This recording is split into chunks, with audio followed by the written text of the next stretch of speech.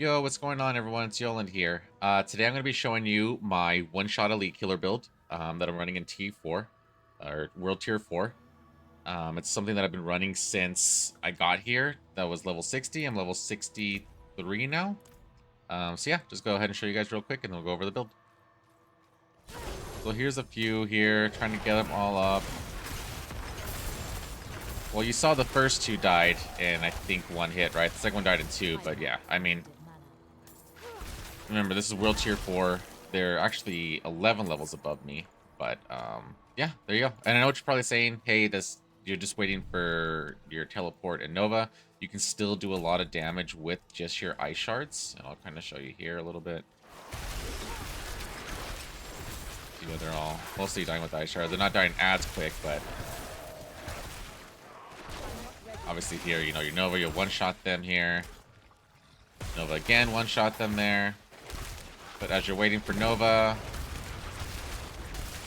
you can teleport in, stun them, kill them. Oh, and then we got more elites here. Cool, perfect. So, what am I stuck on? Oh.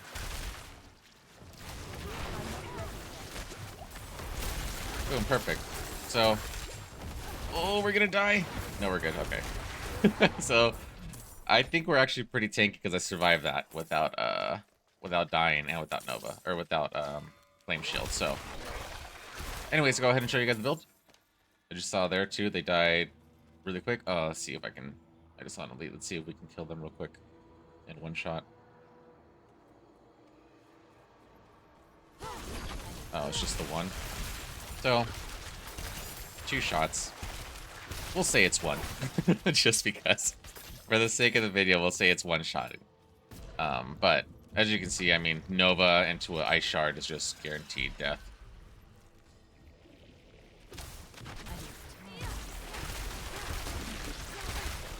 When there's a huge group of them, they'll, you know, they'll die in one shot, but hey, 2 shots is still good for us. With them being 11. Are they 11 levels higher? I didn't even check. Anyways, let's go over the build. So let's just go to town. Get away from these mobs. But yeah, preseason, when I was level 60 and doing tier 4, I would die a lot. And now I'm not dying, like, at all anymore. And it's really weird, but I'll show you why too, why we're not dying as much. But even without this Malignant Heart, I still wasn't dying as much, but let's go ahead and show you. So, I know you guys are gonna hate this, but I got lucky and found my raiment almost immediately. It was almost perfect as well for the stun duration. So after you teleport, close enemies are pulled to you and stunned for 2.8 seconds. Max is 3 seconds, but teleport's cooldown is increased by 20%. For our helmet, we're using just a basic helmet. I mean, the only one I could find really that had 4 stats on it, but we gave it the one that increases our armor. And then I know I have a topaz in there, but I meant to put a ruby. For our gloves, we're using the avalanche key passive. So whenever I have, for my, what is it?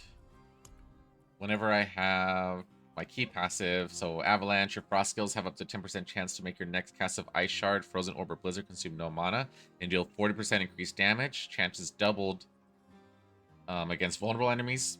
So, you know, everything we touch is almost vulnerable, so that actually procs quite a bit.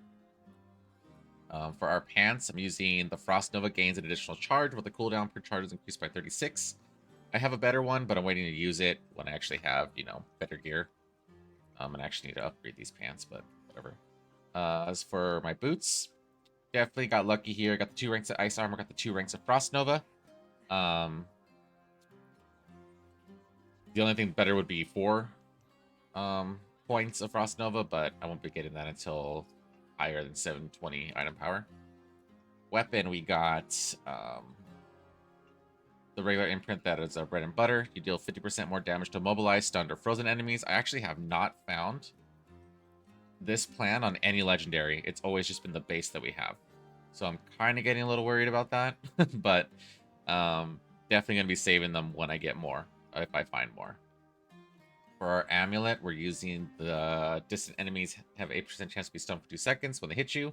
But the biggest thing is you deal 26% increased damage to stunned enemies. This is the one that they nerfed a lot, but it's still working really well. For the heart, we're using, after spending 155 of our primary resource, your next attack stuns enemies for 3 seconds. Again, that just helps, like if my teleport is off cooldown and I can stun them. And especially for bosses for stagger, when I actually get that hit on them, it staggers them quite a bit with the stun. So that definitely helps a lot with bosses. Ice Shards Pierce for 325. I have a better one, but again, I'm waiting for a better ring to put it on. That's why you saw my Ice Shards weren't piercing so much. When I actually get that 4th one, and when they do less damage, or when they, yes, do less damage per subsequent enemy hit, that'll be a lot better. Using the Brutal Heart, 30% of incoming damage is instead suppressed. That helps us a lot as Source, especially if you're trying to push higher enemies that are, like 10 levels above you. You saw there where usually you would die. I had no defenses. I didn't have my teleport defense up. I didn't have my Frost Nova. I didn't even have Flame Shield, and I still lived there. The damage that comes out is kind of whatever. I actually don't see it. But as a Source, you don't want to hold that much damage in, honestly, because let's just say you're at maybe a quarter health, and you feel like, oh, okay, I'm going to live, and then you just get that one shot and die. It's better to just use your, defensives on there than dying, and then not even having that extra damage. For this ring, you deal 40% increased damage to vulnerable enemies while you have a barrier. That's basically, I'll do more damage. That's why you see I'll do a barrier when I teleport in there to Frost Nova them, because then I'll do 14% more damage on there. And then use the Vicious Heart for each unique element you deal damage with. You deal 9.5 increased damage for 4 seconds. This is constantly going. It's on a constant. So I can teleport. That's my lightning damage. I'll freeze them, and then when I freeze them, it also applies burns. That's your 3 different attacks right there, or 3 different elemental damages. And then as long as, let's just say you have a burning enemy that's alive that you don't want to kill, it'll keep ticking on to your seconds. I don't know if you guys know that or not, but so basically if you want to just keep always having it on, all you have to do is attack once, and it'll always keep those 3 stacks on for that many seconds. I do want one that has more seconds, but again, I just was focused on the damage, and just haven't been running too many Millennium Tunnels just because I was more focused on gear. So, our abilities. Skill tree. Let's go ahead and open it up real quick. It's kind of your basic one. I have Frostbolt. I'm still using Frostbolt just because sometimes I will get that extra, need that extra bit of mana. I'll play around with it and see, but I'm pretty sure I still need it. But yeah, it helps me just if I, like want to get more mana, or if I even just want to stagger the bosses a little bit better, or a little bit more. Definitely using Frostbolt helps a lot because it does throw a Frostbolt at an enemy, dealing damage and chilling them. So the chilling is what gives them the stagger. Then I have one in Firebolt. That's for our enchantment slot. Let me scroll down to Ice Shards, max Ice Shards, enchant Ice Shards so they can ricochet. Destructive Ice Shards. This is basically the one that we're really looking for. Hitting an enemy with 5 shards and a single cast makes them vulnerable for 2 seconds. Then we go down underneath there for Devastation, get 3 max mana, and then we get the Elemental Dominance. Your core mastery skills deal 9% increased damage when cast above 50 mana. This is almost constantly going off because of our key passive skill, which is Avalanche, which I talked about earlier. Then we'll put one in Flame Shield. We'll put the Flame Shield grants movement speed because that helps a lot, just in case, you want to get out of there quicker. If you don't want to waste a teleport, that helps a lot. One in Teleport, one in Enhanced Teleports. That way our cooldown does get a little bit. We do get a little bit cooldown reduction with that when we hit a certain amount of enemies. That can get up to 3 seconds on our cooldown reduction for our teleport. Shimmering Teleport. After you teleport, you gain 30% damage reduction, which helps a lot, still. So, I think it's pretty self-explanatory why you want that. I have 3 in Glass Cannon, but 2 of my items that I have give me more Glass Cannons, so that's why I can do more damage as well. Ice Armor. We put 1 in Ice Armor, the other 2 are for my skills. And then Enhanced Ice Armor. While active, your mana regeneration increases by 25%. Frost Nova is maxed out, and then we get that extra 2, so we have 7 on there. Enhanced Frost Nova, kill an enemy Healing enemies frozen by frost and reduces cooldown by 1 second up to 4 seconds, which helps with our cooldown as well. Mystical Frost Nova. Frost Nova makes enemies vulnerable for 4 seconds, increased to 6 seconds against bosses, which helps, you know, again, self-explanatory. Then we'll go down for our lucky hit. We want our lucky hit chance because our lucky hit with our ice shards, right? Lucky hit with our ice shards, and then lucky hit due to our snap freeze, which we'll go over after. But we want one in Align the Elements, which was buffed, in which I do see a... I see the survivability as being a lot more than it was before, honestly. But again, I play with a build that's kind of like high risk, so I'm always making sure I'm dodging, always making sure stuff's frozen, always being more cautious in how I play, but I go in a lot.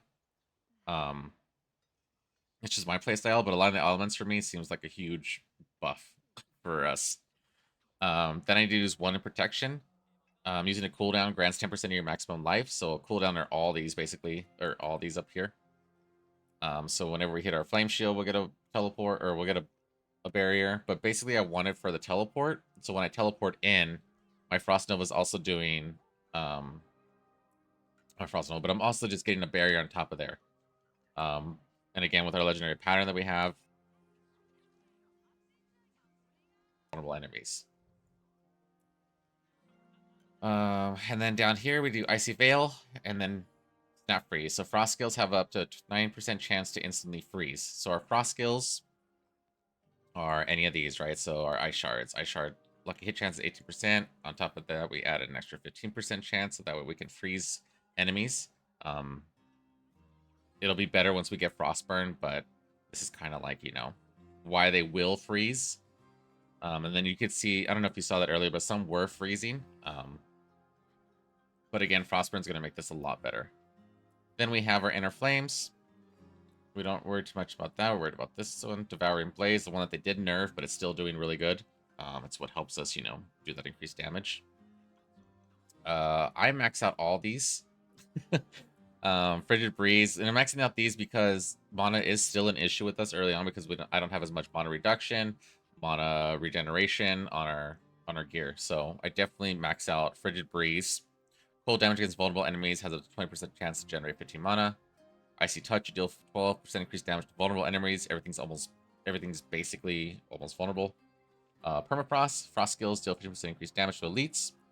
And Orfrost, you deal 9% increased damage to chilled enemies and 18% increased damage to frozen enemies. Frozen enemies are always chilled, so you're always going to get that 9 and 18% on there. That's it for here, and then again, our passive is for Avalanche. That's it for that. Paragon board is, we don't have much. We don't have any of our extra 4 points from each completed zone. But basically, we're using Elementalist for the first one, just because it's the easiest 9 to non-physical damage. That gets buffed a little bit more to 27.9% non-physical damage, so that's all our spells. We go up to the node Frigid Fate, which is going to increase our vulnerable damage.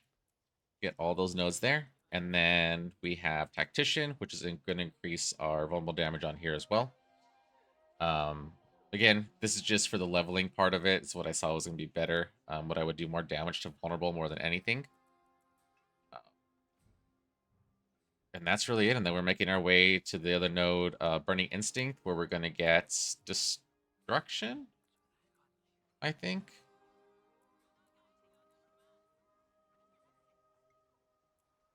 For Control.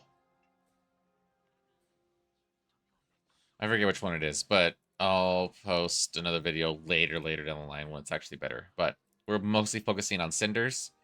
Damage to burning enemies increased by 10%. And then we'll go down to this one to Kindling, damage to burning enemies, and 16% damage to elites. And all around here is just going to boost your damage. So that's 5, 10, 15, 25% damage to burning elites. Then we get that willpower, we get another 10. And then we do the 8% damage to more elites. So we should really be one-shotting them at that point. But anyways, I don't want to make the video too long. That was basically it. Even my character was sleeping there. But yeah, as far as the stats go, I'm just focusing on crit. I wouldn't recommend What's the one I'm using? The... Oh, I guess I'm not using it. I was using it. But the one heart that increases... What is it? Your crit chance? I wouldn't recommend unless you have at least maybe the crit that I have, 25 to 30% crit. That's the one that increases your critical damage. Let's see. Just go look real quick. I know, don't make fun of my space. Which one is it again? Is it this one? Yes, this one you gain 80% critical strike damage, but your non-critical strike still 38% less damage. I'm gonna test around with it, but I'm not one. I had 15 to 20. It was horrible, so I wouldn't recommend putting that on if you have less than 20, even 25. I honestly think 25 to 30 is a good spot for it, but again, I'm gonna test it out and see. I need to actually get different. The reason why I switched it off is because I'd rather have this one where I increase my damage by 9.5% than, you know, gambling on whether I'm going to always do critical strike damage or always crit compared to not critting. So I'd rather have consistency for the time being. Once I get maybe to like 30% crit, I'll switch it and see, which would probably help a lot. But for now, I'm doing fine, so I'm not too worried about it. Anyways, yeah, if you guys have any questions, just let me know. If you enjoyed the video, go ahead and give it a like. I'd really appreciate that. And yeah, hopefully you guys have fun. See you next time.